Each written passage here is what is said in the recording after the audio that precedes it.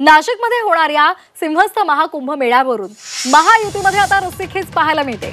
आज एकनाथ शिंदे नाशिकमध्ये कुंभमेळा प्राधिकरणाची बैठक घेणार आहेत। मुख्यमंत्री देवेंद्र फडणवीसांनी आयोजित केलेल्या कुंभमेळा बैठकीला एकनाथ शिंदेंनी गैरहजेरी लावली होती आणि आता ते स्वतः बैठक घेणार आहेत आणि त्यामुळे चर्चा सुरू झाल्यात। नाशिकच्या जिल्हाधिकारी कार्यालयामध्ये आज दुपारी 4 वाजता ही बैठक आयोजित करण्यात आलेली आहे।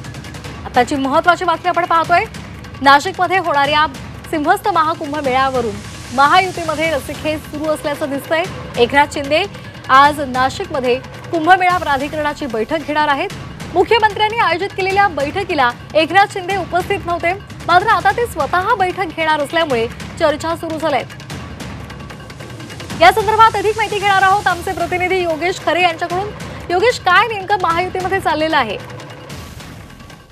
मध्ये खरं तर एकनाथ शिंदे हे नाराज आहेत हे अनेक दिवसांपासून पाहायला मिळते। ते अनेक बैठकांना कॅबिनेट बैठकीला सुद्धा उपस्थित राहत नाही अशी ही परिस्थिती आहे आणि ते नाराज असल्यामुळे आता त्यांनी आपल्या पक्षावर आपला पक्षवाढीवर लक्ष दिल्याचं दिसून येत आहे। आभार दौऱ्याचं आज ते नाशिकमध्ये येत आहेत आभार दौऱ्याच्या निमित्तानं आणि त्यामध्ये मोठं शक्ती प्रदर्शन ते या ठिकाणी करतायत।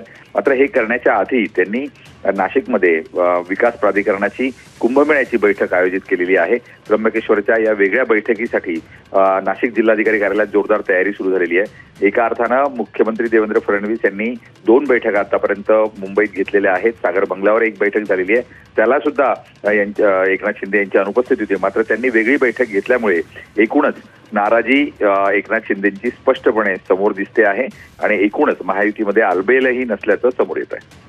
अगदी धन्यवाद दिलेल्या माहितीसाठी।